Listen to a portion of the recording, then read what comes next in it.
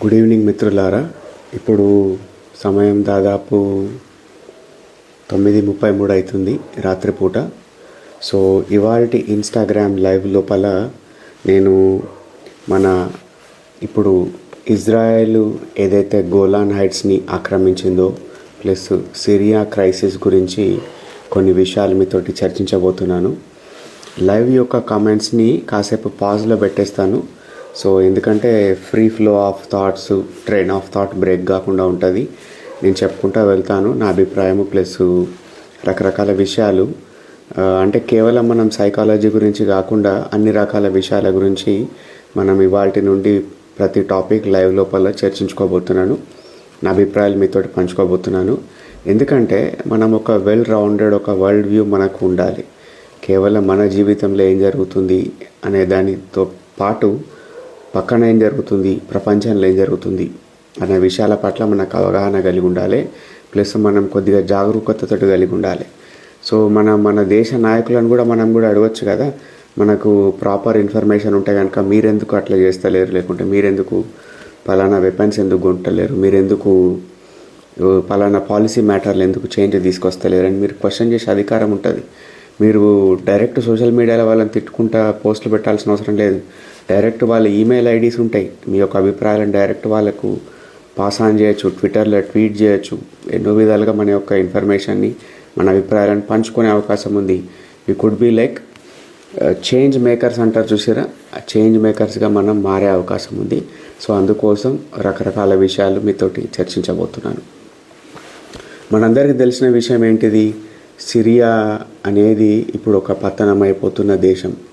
గత 12 సంవత్సరాలుగా అక్కడ అంతర్యుద్ధం నడుస్తుంది. గృహ యుద్ధం అంటారు కదా, సివిల్ వార్ నడుస్తుంది.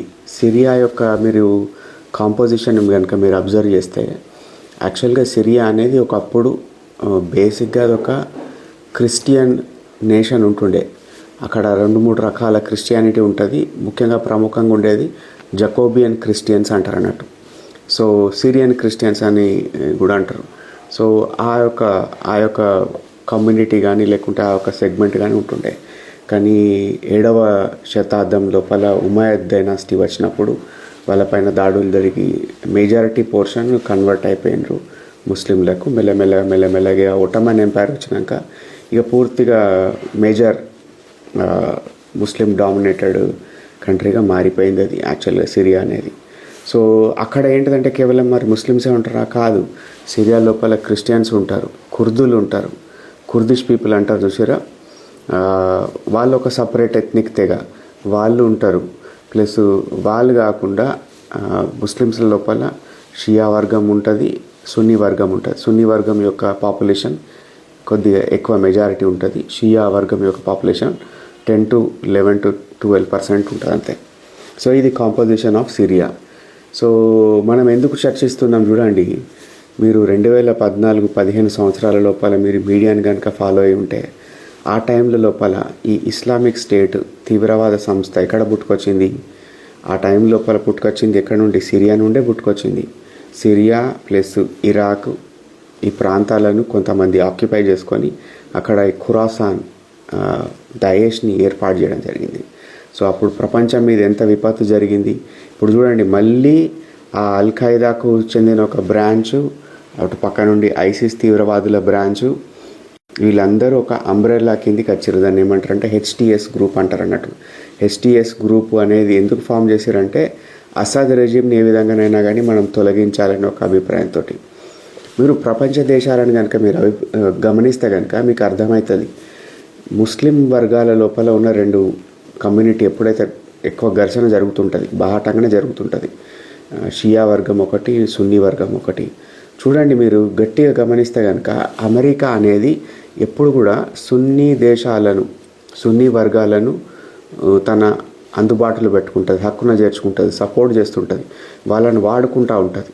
వాళ్ళ యొక్క మిలిటరీ సపోర్ట్ని లేకుంటే టెర్రరిస్టులు వాళ్ళని ఏదైనా తయారు చేసి వాళ్ళని వాడుకుంటూ ఉంటుంది. రష్యా, ఇరాన్ ఈ దేశాలు ఏవైతే ఉన్నాయో, చైనా, ఇవి షియా వర్గాలకు సంబంధించిన దేశాలను లేకుంటే మిలీషియా వర్గాలను వాడుకుంటూ ఉంటాయి. సో ఇవి వీళ్ళ యొక్క 2 ఐడియాలజీస్ని, వీళ్ళ దగ్గర ఉన్న కాంట్రడిక్షన్స్ని ఎక్స్ప్లాయిట్ చేసుకొని వీళ్ళ ద్వారా వీళ్ళ గొడవ పెట్టించుకుంటూ ప్లస్ వీళ్ళ పంతాలు నెరవేర్చుకుంటారంట. ఎవరు? ఇటు దిక్కు అమెరికా కానీ ఇటు దిక్కు రష్యా కానీ. వీళ్ళ మధ్యలో గొడవలు ఫస్ట్కెళ్ళే ఉన్నాయి. కానీ ఏంటిదంటే వీళ్ళు అగ్ని కాజ్యం పోసినట్టు వీళ్ళని వాడుకుంటూ వీళ్ళు ఎక్స్ప్లాయిట్ చేసుకుంటూ ఉంటారు. ఇప్పుడు మీరైతే గమనిస్తారో ఈ రెబల్ గ్రూప్ అంటారు చూసారా, అది రెబల్ గ్రూప్ అనేది యాక్చువల్గా సున్నీ వర్గానికి చెందిన ఒక రకంగా చెప్పాలంటే తీవ్రవాద సంస్థ అది.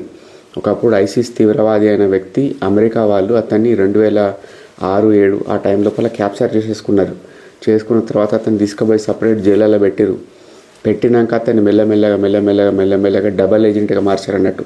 ఒక రకంగా వీళ్ళ వైపు దింపుకున్న తర్వాత మెల్లగా సటల్గా మళ్ళీ దాన్ని వదిలేశారు. చూడండి, 9/11 దాడులు జరిగినాయి. 9/11 దాడులు అనేటిది ఒక రకంగా అమెరికాకు పెద్ద మచ్చ. దానికి కారణం ఎవరు? అల్-ఖైదా. ఇప్పుడు సిరియా రెబల్స్ అని పేరు గాంచిన HTS బృందం ఏదైతే ఉన్నదో దాని యొక్క యాక్చువల్గా మదర్ సంస్థ ఏంటిది? అల్-ఖైదా. ఇప్పుడు దానికి సపోర్ట్ చేస్తూ ఫండ్స్ ఇస్తూ డబ్బులు ఇస్తూ మెయింటైన్ చేస్తున్నది ఎవరు? టర్కీ ప్రభుత్వానికి చెందిన ఎర్దోగాన్కి ప్రేరేపించి డబ్బులు సపోర్ట్ చేసి అన్ని రకాలుగా బ్యాకింగ్ ఇస్తున్నది ఎవరు? ఇటు పక్క నుండి ఇజ్రాయెల్, అటు పక్క నుండి అమెరికా. మీరు గమనిస్తున్నారా ఆట ఎట్లా ఉంటుందంటే, ఒకప్పుడు అల్-ఖైదాని పుట్టించింది అమెరికా వాడే, దాని చేతిలో బలైపోయింది అమెరికా వాడే, మళ్ళా దాన్ని నాశనం చేసింది అమెరికా వాడే, మళ్ళీ దాన్ని వాడుకొని సిరియాని కబ్జా చేస్తున్నారా లేకుంటే అక్కడ ఉన్న దాన్ని వనరుల కోసం పోతున్నదా ఎవరు? అమెరికా వాడే. అంటే చూడండి, మన కొన్నిసార్లు వీళ్ళకి ఏంటిది గిత్రువు ఏం లేదు, వాళ్ళ యొక్క అవసరాలు తీరాలే, వాళ్ళ యొక్క పని నెరవేరాలే, దానికోసం పాముని ముద్దు పెట్టుకుంటారు, పాముని గోడ కొడతారు, మళ్ళీ పాముని బతికిస్తారు, పాముని మళ్ళీ ముద్దు పెట్టుకుంటారు, మళ్ళీ అవసరమైతే పాముని గోడ కొడతారు. అంటే పని కావాలి, at the end of the day పని అయిందా లేదా ఆ టైపు ఫార్ములాతో ఉంటారు. అంటే వెస్టర్న్ కంట్రీస్ అన్ని ఇట్లనే ఉంటాయి. సో మ్యాక్సిమం వెస్టర్న్ కంట్రీస్ ఇదే ధోరణిలు ఉంటాయి. అంటే మీరు చూడండి కాంట్రాడిక్షన్స్ ఎట్లున్నాయి మన ప్రపంచ దేశాల లోపల. ఇప్పుడు ఇవాళ లేటెస్ట్ జరిగిన డెవలప్మెంట్ గురించి మీకు అప్డేట్ ఇవ్వబోతున్నాను. ఏంటిదంటే, సిరియా అనే దేశానికి బార్డర్ లోపల, ఇజ్రాయెల్ అనే దేశానికి బార్డర్ లోపల గోలాన్ హైట్స్ అనేటిది ఒకటి ఉంటుంది. ఆ గోలాన్ హైట్స్ అనేటిది 1967 సంవత్సరం లోపల సిరియా పైన చుట్టుపక్కల దేశాలన్నీ ఇజ్రాయెల్ పైన చుట్టుపక్కల దేశాలన్నీ దాడులు చేసినాయి. అందులో ముఖ్యంగా సిరియా కూడా పాల్గొన్నది. ఆ యుద్ధం 6 రోజులు నడిచింది. 6 రోజుల లోపల ఇజ్రాయెల్ అనేది చిత్తుగా ఓడించింది మిగిలిన దేశాలను, మొత్తం కొట్టేసింది అన్నట్టు. ఆ టైం లోపల ఏం చేసింది, గోలాన్ హైట్స్ అనే పర్వత ప్రాంతాలు, లేకుంటే అది పూర్తిగా హై ఎండ్ పర్వత ప్రాంతం కాదు, కొంచెం ఒక మోస్తారు కొండలు గుట్టాలు అంటారు కదా, ఆ టైపు ప్రాంతాలు అవి. సో దాన్ని ఒక బఫర్ జోన్ క్రియేట్ చేసేసుకుంది ఇజ్రాయెల్. ఏంటి, మళ్ళీ వీళ్ళు వచ్చి దాడి చేయకుండా. అంటే ఇవన్నీ ఏంటి, సిరియన్ టెరిటరీ లోపల భాగం ఇవి. ఆ సిరియన్ టెరిటరీలో భాగం అయితే ఇజ్రాయెల్ కూడా అప్పుడే మెల్లగా పోయి ఆక్యుపై చేసేసుకున్నాడు మెజారిటీ ప్రాంతాలు. సిరియా లోపల దాకా చొచ్చుకోబోయిండు. కానీ తర్వాత ఏమైందంటే 1974 లోపల ఒక డిసెంగేజ్మెంట్ అగ్రిమెంట్ జరిగింది 1974 లోపల. దాని ద్వారా అప్పుడు యునైటెడ్ నేషన్స్ ఇన్వాల్వ్ అయ్యింది, యుఎస్ కొద్దిగా బ్రోకరేజ్ చేసింది, రకరకాల వరల్డ్ లీడర్స్ అందులోపల ఒక పీస్ డీల్ కుదిర్చిండ్రు. అప్పుడు ఏంటిదంటే తను కొంత వెనకకి జరిగి ఒక బఫర్ జోన్ క్రియేట్ చేసింది. అంటే నో గో జోన్ అంటారు చూసారా, అందులో మీరు ఎంటర్ కావద్దు, అవతలోడు ఎంటర్ కావద్దు. అక్కడ ఉండే ప్రజలు ఎవరైతే బ్రతుకుతారో వాళ్ళు అక్కడ బ్రతకొచ్చు, వాళ్ళ జీవితం గడపచ్చు, కానీ అక్కడ మిలిటరీ వాడు లోపలికి పోవడానికి వీలేదు. గోలాన్ హైట్స్ అనే ప్రాంతం లోపల నో గో జోన్స్ అనేటివి దాదాపు 50-60 కిలోమీటర్ల వెడల్పుతోటి ఏర్పాటు చేసుకున్నారు. కానీ దాని తర్వాత ఏమైందంటే, మళ్ళా తర్వాత ఈ సిరియా అప్పుడు జరిగిన ఒప్పందం ఎవరితో జరిగింది, అప్పుడు ఉన్న బషర్ అల్-అసద్ వాళ్ళ తండ్రి ఉంటారు చూసారా, ఆయనతోటి ఇజ్రాయెల్ ఒప్పందం చేసుకుంది. ఇజ్రాయెల్ ఒప్పందం చేసుకుంటే వీళ్ళ ఒప్పందం అనేది ఆ ప్రభుత్వం ఇప్పుడు కూలిపోయింది కదా, ఆ ప్రభుత్వాన్ని కూలగొట్టి HTS అనే తీవ్రవాద సంస్థ, యునైటెడ్ నేషన్స్ ఐక్యరాజ్య సమితి అంటారు కదా, దాని ద్వారా డిజిగ్నేటెడ్ కాబడిన, ఆడి పేరు కూడా ఏంటిది గులానీ అంటారు 2-3 రకాలుగా పిలుస్తుంటారు అతన్ని. సో ఆ వ్యక్తి అమెరికా ప్రిజన్స్ నుండి బయటికి వచ్చి మళ్ళీ వెళ్ళి అల్-ఖైదా లోపల అమెరికా ద్వారా పంపబడి అందులో నుండి సపరేట్ ఫ్యాక్షన్ని సృష్టించి అతను సపరేట్ తీవ్రవాద సంస్థ ఏర్పాటు చేసుకొని ఫండ్స్ ఎక్కడికి వెళ్ళి వస్తున్నాయి, యుద్ధం చేసుడు అంత ఆషామాషి కాదు. 10 ఏళ్ల పాటు యుద్ధం కొనసాగుతుంది. 2017 నుండి ఇంకా తీవ్రంగా కొనసాగుతుందంటే డబ్బులు ఎవడిచ్చిండు, ఎవడు స్పాన్సర్ చేసిండు? టర్కీ వానికి అంత సినిమా ఎక్కడిది లేదు. వారి వెనకాల బ్యాకింగ్ ఎవడున్నాడు? అమెరికా ఉన్నది. టర్కీ యొక్క ఇంట్రెస్ట్ ఏంటిది? టర్కీకి ఏంటిది ఇంట్రెస్ట్? టర్కీ కొన్ని ఇంట్రెస్ట్ ఏంటిదంటే టర్కీ ప్రాంతం లోపల కుర్దిష్ పీపుల్ కూడా ఉంటారు. ఈ కుర్దిష్ పీపుల్కి ఏంటిదంటే వాళ్ళు మేము సపరేట్ ఎథ్నిసిటీ, మాకు సపరేట్ దేశం కావాలి, మా ఆచారాలు మేము కాపాడుకోవాలి, మా యొక్క సంస్కృతిని కాపాడుకోవాలి, వీళ్ళు మమ్మల్ని దొక్కేస్తారు అని వాళ్ళ బాధ ఉన్నది. వాళ్ళు సపరేట్ దేశం కోసం కొట్లాడుతారు ఇండైరెక్ట్గా. వాళ్ళ డెకేడ్స్కి వెళ్ళి నడుస్తున్న సంఘర్షణ అది. సిరియా లోపల ప్రాంతాల లోపల కూడా నార్థన్ పార్ట్స్ ఆఫ్ సిరియా లోపల టర్కిష్ మన ఈ కుర్దిష్ పీపుల్ ఉన్నారు. వీళ్ళు కూడా ఇప్పుడు అంటే మనం బాయ్ అన్నట్టు అక్కడ టర్కీలో ఉన్న కుర్దిష్ పీపుల్, సిరియా ఉన్నోళ్ళు, మిగిలిన లెబనాన్లో కొన్ని ప్లేసెస్లో ఉంటారు. సో వాళ్ళందరూ కలిసి వీళ్ళు ఏకమైపోయి సపరేట్ కాకుండా ఉండడానికి, వాళ్ళని కంట్రోల్ చేయడానికి, వాళ్ళని దొక్కడానికి, లేకుంటే వాళ్ళను ఒక రకంగా అణిచిపెట్టడానికి టర్కీ ఒక మార్గంగా తన డబ్బులు వెచ్చించి, తన ఇండైరెక్ట్గా తన మిలిటరీని వాడి, తన సపోర్ట్ ఇచ్చి ఒక రకంగా ఈ యుద్ధాన్ని కొనసాగించడానికి చేసింది. టర్కీకి ఎవరు సపోర్ట్ ఉన్నారు? Turkey is a member of NATO. NATO member ఎవరి అదుపు ఆజ్ఞల లోపల, ఎవరి సంజ్ఞల ప్రకారం ఉంటాడు? ఆబ్వియస్గా అమెరికన్ డీప్ స్టేట్ ఏది చెప్తే అది నడుస్తున్న వ్యవహారం ఇది. మీకు అర్థమవుతుందా టాపిక్? సో ఈ గోలాన్ హైట్స్ గురించి మాట్లాడదాం. గోలాన్ హైట్స్ ఇప్పటిదాకా టెక్నికల్గా మొన్నటి వరకు కూడా ఈ రెజీమ్ టోపల్ కాకముందు, అసద్ అనేటోడు పారిపోకముందు రష్యాకు, వాని యొక్క సామ్రాజ్యం కూలిపోకముందు, ఓకే అప్పటిదాకా ఒడంబడికి ఉంది కదా. సో ఇజ్రాయెల్ ఏం చేసిందంటే అక్కడ ఆ ప్రాంతాన్ని బఫర్ జోన్ దాటి లోపలికి పోలేదు, ఆ కొండలను ఆక్రమించుకోలేదు గోలాన్ హైట్స్ని. కానీ గోలాన్ హైట్స్ అనేటి ఏంటంటే ఎత్తైన ప్రదేశాలు. ఆ ఎత్తైన ప్రదేశం నుండి చూస్తే మీరు కిందికి ఇజ్రాయెల్ని డైరెక్ట్ ఇట్లా మొత్తం పర్యవేక్షించటన్నట్టు. అంత కొడితే ఇజ్రాయెల్ అంటే ఎంత పెద్దగా ఉంటుంది మా అంటే, అది ఒక సింపుల్గా చెప్పాలంటే ఇప్పుడు హైదరాబాద్ టెరిటరీ ఉందా, దాని మన జిహెచ్ఎంసీ పరిధి అనుకోండి, అది మొత్తం ఎంత ఉంటుందో అంతే ఉంటుంది ఇజ్రాయెల్. అది మొత్తం దేశం, చిన్న దేశం, గింతంత బుల్లి దేశం. ఎవడొచ్చే బాంబు అనేయచ్చు, ఎవడన్నా ఏమన్నా దాడులు చేయొచ్చు. సో వీళ్ళకు ప్రాణభయం ఉంటుంది కదా, వాళ్ళకు ఎగ్జిస్టెన్షియల్ క్రైసిస్లో బ్రతుకుతున్నారు కదా. సో వాళ్ళకి ఏంటంటే ఈ గోలాన్ హైట్స్ ఎత్తైన ప్రదేశంల నుండి వీళ్ళకు థ్రెట్ ఉంటుంది. ఎప్పుడైనా కానీ మాకు ప్రమాదం, ఇది ఎప్పుడైనా కబ్జా చేయాలనే ఉద్దేశంతో వీళ్ళు ఒక మైండ్లో పెట్టుకొని ఉన్నారు. కానీ ఏంటిది, అంతకుముందు వీళ్ళ సిరియా ప్రభుత్వంతో చేసుకున్న ఒప్పందం ప్రకారం, ఒడంబడిక ప్రకారం కబ్జా చేయలేదు. కానీ ఇప్పుడు ఆ ప్రభుత్వం కూలిపోయింది కదా. ఇప్పుడు టెర్రరిస్టులు వేరే హెచ్టిఎస్ అనేటోళ్ళు, సో కాల్డ్ మోడరేట్ తీవ్రవాదులు, అమెరికా జోకుతుంది వాళ్ళను, యూరోపియన్ నేషన్స్ జోకుతున్నాయి వాళ్ళను, ఒక రకంగా వాడుకుందాం ఏంది అన్నట్టు. సో వాళ్ళు స్పాన్సర్డ్ కథ కదా. సో వాళ్ళు ఏమంటారే వీళ్ళు మోడరేట్స్ అండి, ఇదండి అదండి అన్నట్టు మాట్లాడుతుంటారు.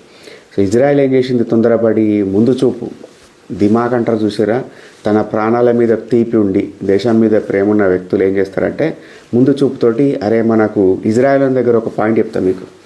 మీరు ఇజ్రాయెల్ని ఒక రాయితోటి, చిన్న గుల్క రాయితోటి కొట్టిరనుకోండి, వాడు మిమ్మల్ని పెద్ద రాకెట్ లాంచర్ తోటి కొడతాడు, అణుబాంబుతో కొడతాడు. అంటే ఏంటిదంటే ఒక డిస్ప్రపోర్షనేట్ రెస్పాన్స్ ఇస్తాడు. అంటే ప్రపంచ దేశాలు కూడా మొత్తుకునేది ఇదే, అరే వీడు ఒక వ్యక్తిని చంపితే వీడు 100 మందిని వేసేస్తాడు, 1000 మందిని చంపుతాడు. అంటే ఇజ్రాయెల్ రెస్పాన్సే అట్లుంటుంది. వాళ్ళ జనాభా తక్కువ, ప్లస్ వాడు very protective, very nationalistic people ఉంటారు. సో మనోళ్ళ లెక్క బ్రాండ్ ఇమేజు, ఎవడేమనుకోవద్దు ఇట్లా అట్లా ఆ టైప్ కాదు. చూడండి, పుతిన్ ఎప్పుడన్నా తన బ్రాండ్ ఇమేజ్ గురించి పట్టించుకుంటాడా? పట్టించుకోడు. డొనాల్డ్ ట్రంప్ మంది ఎవడ అనుకుంటాడు, ఫీల్ అవుతాడా? అస్సలు పట్టించుకోడు. నెతన్యాహు మంది అందరూ ఆగం నేను మట్టి పోస్తున్నారు ఆయన మీద, నువ్వు ఇట్లా చేస్తున్నావు, అట్లా చేస్తున్నావు, గాజాలో 40,000 మంది 50,000 మందిని చంపేసినావు, ఆడపిల్లలు చచ్చిపోయారు, ముసలోళ్ళు చచ్చిపోయారు, ఇదవుతుంది అదవుతుంది, నువ్వు జెనోసైడ్ చేస్తున్నావు అని. కానీ ఆయనకి ఏంటిది, అక్టోబర్ 7th నాడు నా దేశం మీద పడి 1400 మందిని చంపేశారు, ఆడపిల్లలను రేప్ చేశారు, పిల్లలను ఎత్తుకపోయారు, కిడ్నాప్ చేశారు, నేను పగ సాధిస్తా అని కొట్లాడుతుండు. ఆయనకి బ్రాండ్ ఇమేజ్, గిండి ఇమేజ్ ఏమి తోటి పట్టింపు లేదు. అంటే దేశం మీద ఒక పట్టింపు ఉండి తెగింపు ఉన్న వాళ్ళకి ఇట్లా ఉంటారు. సో ఇది టాపిక్ వద్దాం మళ్ళీ. ఈ గోలాన్ హైట్స్ ఇప్పుడు సిరియా ప్రభుత్వం కూలిపోయింది కదా, ఇప్పుడు వీడు ఏం చేసిండు అంటే ఇమీడియట్గా ఆటోమేటిక్గా ఇది యాక్చువల్గా సిరియా ప్రభుత్వాన్ని కూలగొట్టడం అంత ఈజీ కాకపోతుండే. ఎందుకు, ఇరాన్ యొక్క ప్రాక్సీ ఎలిమెంట్స్, ఇటు పక్కకు హమాస్, ఇటు పక్కకు హెజ్బుల్లా, ఇవి ఉన్నంత వరకు సిరియాని ఆక్యుపై చేయడానికి, సిరియాకి సపోర్టెడ్, ఇరాన్ సపోర్టెడ్ ప్రభుత్వం ఉన్నంత వరకు ఎవరు సాధ్యం కాలేకపోయింది. కానీ ఏం చేసింది ఇజ్రాయెల్, హమాస్ని కుల్లబొడి చేసింది, హమాస్ని తుక్కు తుక్కు చేసేసింది, ఒక నిర్వీర్యం చేసేసింది. హిజ్బుల్లాను నిర్వీర్యం చేసేసింది. అటుదిక్కు హౌతీస్ని కొంచెం తొక్కేశారు. సో ఆటోమేటిక్గా సిరియా లోపల ఈ ఇరాన్ యొక్క ప్రభావం తగ్గిపోయింది కదా. అప్పుడు ఆటోమేటిక్గా అమెరికా సహకారంతో ఇజ్రాయెల్ కారణంగా సిరియా అనేది ఈజీగా టాపుల్ అయిపోయింది. రెజిమ్ చేంజ్ అనేది జరిగింది అక్కడ. అది వెనకాల మెయిన్ కారణం ఇజ్రాయెల్. వాళ్ళు చేసిన పనికి ఎవడో వచ్చి లాభం పొందుతారు చూసారా, అది నడుస్తుంది. సెకండ్ థింగ్, ఆఫ్ఘనిస్తాన్ నుండి అమెరికా విశ్రమించేటప్పుడు వాడు 1.5 రోజులు ఆగమాగం భయం కొద్దీ పారిపోయాడు.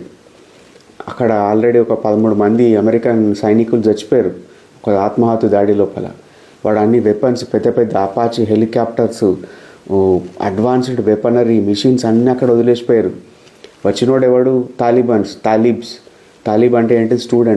స్టూడెంట్స్ మదరసాలు చదువుకునే వ్యక్తులను తాలిబ్ అంటారు అన్నట్టు. సో కానీ వాళ్ళు ఎవరు టెక్నికల్గా ముజాహిదీన్స్, తీవ్రవాదులు వాళ్ళు. సో వాడు మెల్లగా ఆక్యుపై చేసుకున్నాడు. ఇప్పుడు వాళ్ళ సామాన్లన్నీ వాడుకుంటారు అపాచీ హెలికాప్టర్లు, పెద్ద అడ్వాన్స్డ్ వెపనరీ మిషన్స్, అవి ఇవి వాడు చేతులాడ వదిలేసిపోయిండు.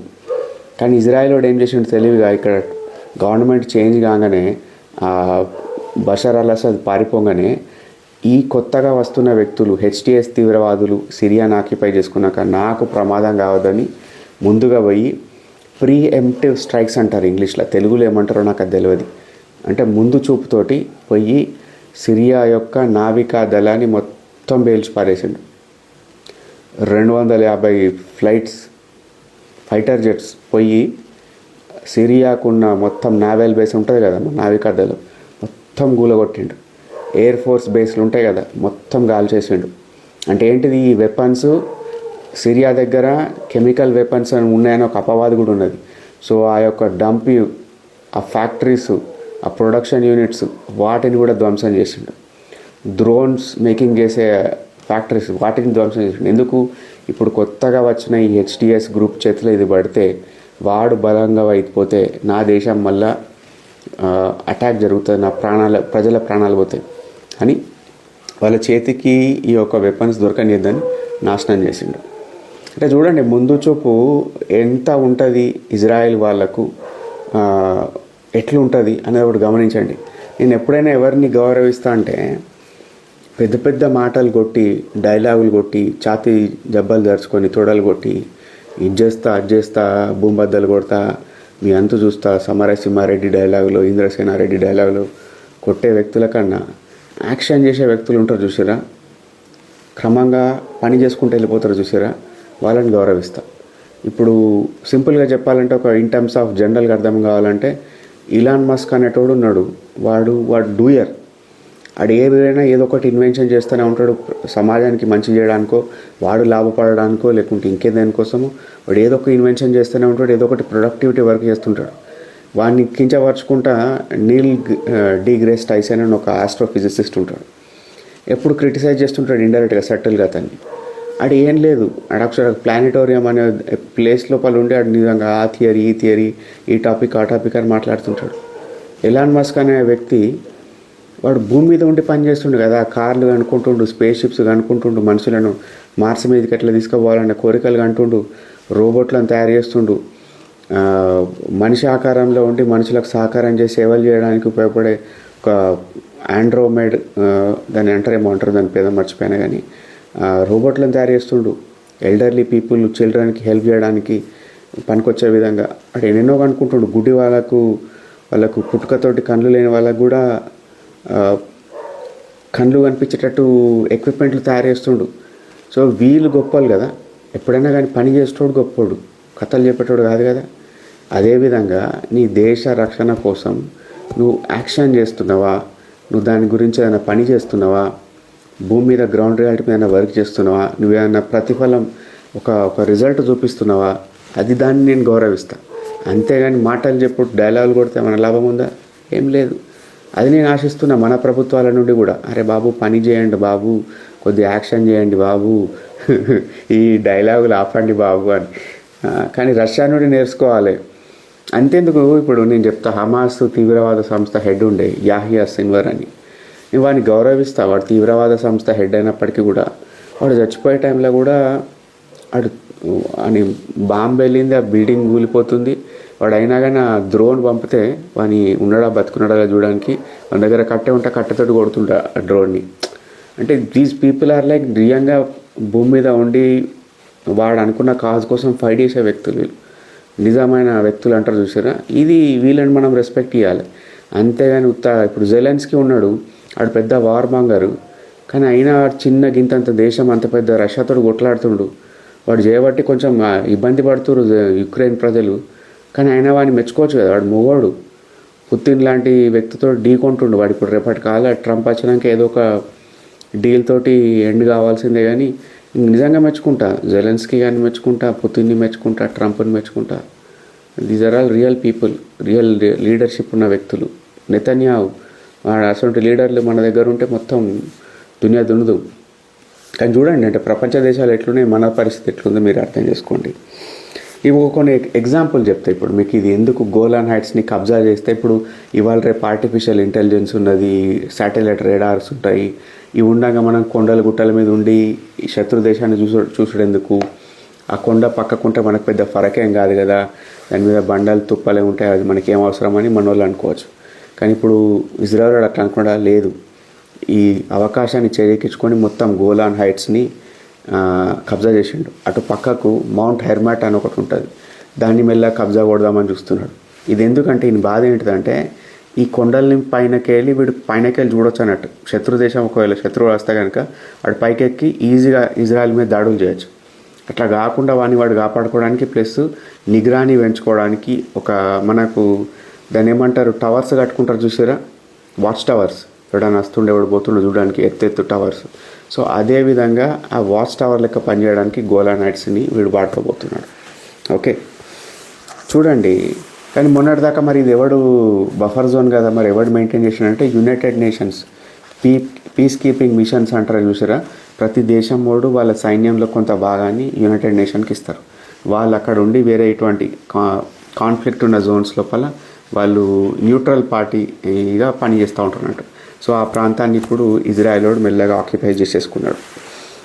తర్వాత చూడండి, ఒక విషయం చెప్తా మీకు. ఈ గోలాన్ హైట్స్కి ఉత్తరాన లోపల ఉన్న దేశం ఏంటిది, లెబనాన్ దేశం ఉన్నది.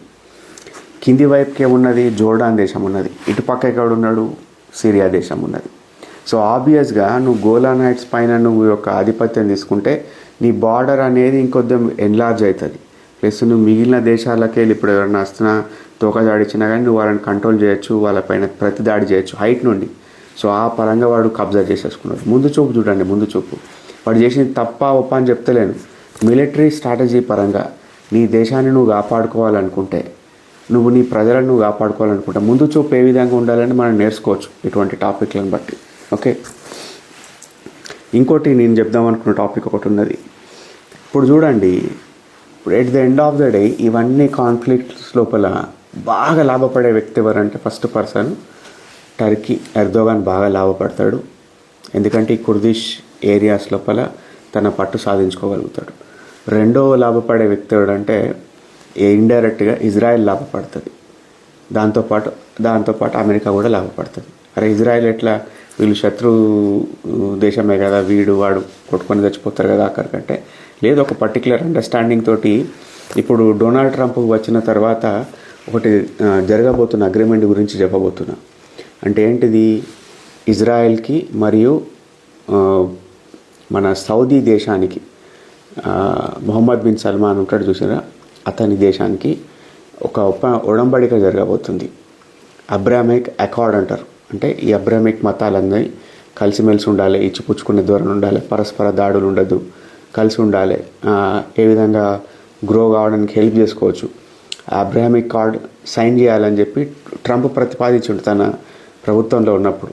కానీ ఈ బైడెన్ వచ్చినాక దాన్ని ఎక్కడికి నెగలనీయలేదు. ప్లస్ దానికి తోడుగా ఈ ఇరాన్ వాడు కూడా ఆటోమేటిక్గా ఈ అబ్రాహిమిక్ కార్డ్ అయిపోతే కనుక ఇది మన ప్రామినెన్స్ తగ్గిపోతుందని చెప్పి అది కాకుండా చేయడానికి ఇవన్నీ మిగిలిన తన XYZ పార్టీలు ఉంటాయి కదా, హమాస్ కానీ హిజ్బుల్లాని కానీ మిగిలిన వాడుకొని కాకుండా చేసిండు. కానీ ట్రంప్ వచ్చినాక మీరు గమనిస్తారు, అబ్రాహమిక్ అకార్డ్ వీళ్ళ మధ్యన ఒకటి కన్ఫామ్ అయిపోతుంది. సో ఒక రకంగా పీస్ఫుల్ సిచ్యువేషన్ వస్తుంది. అంటే మిడిల్ ఈస్ట్ ఎప్పుడు పీస్ఫుల్గా ఉండదు, in terms of relative peacefulness వస్తుంది.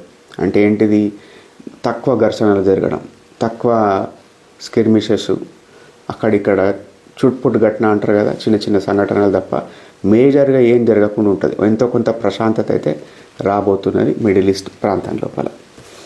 చూడండి, ఇప్పుడు ఇంకోటి నేను చెప్పదలుచుకున్న విషయం ఏంటంటే, ఇందులో అతిపెద్ద క్యాజువాలిటీ ఎవడంటే, అతి దారుణంగా నష్టపోతుంది లేకపోతే ఆగమైపోతున్న వ్యక్తులంటే సిరియన్ ప్రజలు. వాడి తప్పిదం లేకున్నా లేకపోతే వాని కర్మగాలి అత్యధికమైన దరిద్రపు జీవితాన్ని అనుభవిస్తున్న వ్యక్తులు ఎవరు ఉన్నారంటే సిరియన్ ప్రజలు. గత 15 సంవత్సరాలుగా ఈ గొడవలు జరుగుతున్నప్పటికెళ్ళి, యుద్ధాలు జరుగుతున్నప్పటికెళ్ళి, ఇటు ఇస్లామిక్ స్టేట్ ఎస్టాబ్లిష్ అయినప్పటి నుండి తర్వాత అప్పుడు నష్టపోయింది వీళ్ళే. ఇప్పుడు చూడండి, వీళ్ళు అక్కడ బ్రతకలేక వేల లక్షల సంఖ్యలో వేరే దేశాలకు బారిపోయాడు. అతిపెద్ద సంఖ్య ఎక్కడ ఉన్నది, టర్కీకి ఎక్కువ శాతం బారిపోయారు. ఆ తర్వాత 3 దేశాలు ఉన్నాయి. లెబనాన్ దేశానికి 1.5 మిలియన్ల దాకా బారిపోయారు. మిగిలిన తర్వాత యూరోపియన్ దేశాలకు డిస్పర్స్ అయిపోయారు. అందులోపల అత్యధికంగా శరణార్థులను తీసుకున్నది సిరియా నుండి ఎవరు, జర్మనీ తీసుకున్నది. యూరోపియన్ కంట్రీస్ లోపల ఈ శరణార్థులనే వ్యక్తులు అక్కడికి పోయిన తర్వాత సిరియన్ రెఫ్యూజీస్ ఆ యొక్క కల్చర్ తోటి ఇమ్మడలేక వీళ్ళు అందులో గొడవలు కావడము, లేకపోతే అప్పుడు ఆటోమేటిక్గా నువ్వు రెఫ్యూజీవి, నీకు తినడానికి తిండి లేదు, డబ్బులు లేవు, నువ్వేదో పని చేసుకోవాలి, యునైటెడ్ నేషన్స్ ఓడో లేకుంటే మిగిలిన వాళ్ళు ఏదో ఒక నీకు ఫుడ్ పెడతారు, ఒక టెంట్ వేసి ఏదో పెడతారు, కానీ నువ్వు పని చేసుకోవాలి కదా. సో ఆటోమేటిక్గా ఒక 100 రూపాయలకు, అంటే ఇన్ టర్మ్స్ ఆఫ్ మన భాషలో మాట్లాడాలంటే ఒక 100 రూపాయలకు ఒక వ్యక్తి లేబర్ పనికి వచ్చిండు అనుకోండి. ఈ సిరియన్ లేబర్ ఏం చేస్తాడంటే వాడు 20 రూపాయలకే పని చేస్తాడు. 20 రూపాయలకే పని చేసినప్పుడు most of the people manual చాలా నిమ్నమైన పనులు ఏవైతే ఉంటాయో అవన్నీ వీళ్ళే తీసుకుంటారు కదా. సో అక్కడ నేటివ్ పీపుల్కి ఈ సిరియన్ రెఫ్యూజీస్కి మధ్యన బాగా కాన్ఫ్లిక్ట్స్ వచ్చినాయి. కొన్ని మత ఘర్షణలు జరిగినాయి, అల్లర్లు జరిగినాయి. ఒక రకంగా అక్కడ వీళ్ళు కొంతమంది ఏమయ్యారంటే వీళ్ళకి ఏ పని దొరకకపోతే ఆఖరికి వీళ్ళు ఒక మాఫియా లెక్క ఏర్పడి కొన్ని రౌడీ ఎలిమెంట్స్గా మారిపోయి అట్లా కూడా ఒకటి సెటప్ తయారైపోయింది. ఆస్ట్రియా అనే దేశము ఏం చేస్తున్నదంటే, అరే బాబు మీరు ఇక మా దేశానికి వచ్చింది చాలు అని చెప్పి సిరియన్ పీపుల్ ఎక్స్క్లూజివ్గా వాళ్ళకు సభ్యత్వం, పౌరసత్వం ఇచ్చినప్పటికీ కూడా వాళ్ళని దాదాపు ఒక 6,000 నుంచి 7,000 మందిని డిపోర్ట్ చేయబోతుంది సిరియాకి మళ్ళీ వాపస్. సో ఒక మాస్ డిపోర్టేషన్స్ అనేటివి ఎందుకు, ఇప్పుడు సిరియాలో ఆల్రెడీ ఒక స్టేబుల్ గవర్నమెంట్ వచ్చింది, మీరు మీ దేశానికి వెళ్ళిపోండి అని చెప్పి మెల్లమెల్లగా ఈ దేశాలన్నీ వాళ్ళని తట్టుకోలేక పంపిస్తూ ఉంటాయి. కొందరిని పంపిస్తారు, కొందరు ఉంచుకుంటారు. కొన్ని రసాభాసగా లేకపోతే ఒక రకంగా ఒక అగ్లీ పిక్చర్ అయితే రాబోతున్నది. కానీ at the end of the day ఇలా మొత్తం సత్యనాశ అయింది ఎవడనంటే సిరియా ప్రజలు. వాడైతే నేటివ్ ఆనే బుట్టి ఆనే పెరిగిన సిరియా ప్రజలు ఉన్నారు చూసారా, వాడు కుక్కలు నింపిన విస్తరి లెక్క అయిపోయింది అలా బ్రతుకు. ఎటు కాకుండా వాడు నా వెస్టర్న్ కంట్రీ పర్సన్ కాదు, నా అరబ్ పర్సన్ కాదు, వాడు ఎటు కాకుండా అయిపోయింది అన్నట్టు. సో అదొక దారుణమైన క్రైసిస్ అయితే, మానవత దాని ఏమంటారు క్రైసిస్ అంటారు చూసారా, అదైతే మనం చెప్పుకోవచ్చు. చూడండి, ఎప్పుడైనా కానీ ఇంకో టాపిక్ చెప్దాం అనుకున్నా మీకు.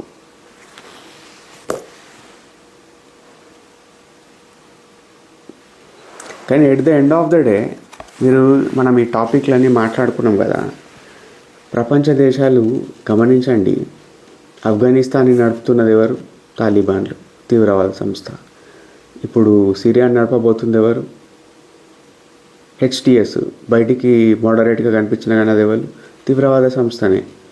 కానీ ఇప్పుడు చూడండి, వీళ్ళ అవసరాలు నేర్చుకోవడానికి వెస్టర్న్ గవర్నమెంట్స్ అన్నీ ఏం చేస్తాయంటే, అవన్నీ మోడరేట్స్ అండి, ఇవ్వండి అవండి, వాళ్ళు పాత పద్ధతులు వదిలేసి రండి, ఇదండి అదని చెప్పి వాళ్ళ మంచి సఖ్యతగా ఉంటాయి. వీళ్ళకు ఎవడెక్కడ ఎట్లా పోతున్నా చట్టం, న్యాయం, ధర్మం ఏది పనికిరాదు. వాళ్ళ స్వార్థం, వాళ్ళ లాభమే కావాలి. యూరోపియన్ కంట్రీస్కి అదే కావాలి, అమెరికాకు కూడా అదే కావాలి. మీరు గమనించండి, మన దేశం ఏదైనా చిన్న తప్పు చేసింది అనుకోండి, మన వాళ్ళే దుమ్మెత్తి పోస్తారు, మన్ను పోస్తారు, గీదేం పాలసీ, గదేం పాలసీ, గిదేం కథ, గదేం కథ. ఒక్కొక్క దేశాలు పక్క దేశాలను ఆక్రమించుకుంటున్నాయి, పక్క ప్రజలను చంపుతుర్రు, వేరే ప్రజలను వేరే ఉద్దేశం కొద్దీ వీళ్ళ స్వార్థానికి వాడుకుంటారు. మన దేశం లోపల ఒక చిన్న పాలసీ చేంజ్ పట్టుకొస్తే, చిన్నది ఏదైనా పట్టుకొస్తే మొత్తం భూమి బద్దలు అయితే గగ్గోలు పెడతారు. అయినా కానీ బయట దేశాలు ఎట్లా ఇంప్లిమెంట్ చేస్తున్నాయి, మనం ఎంత స్తబ్దంగా ఉన్నామో అర్థం చేసుకోండి.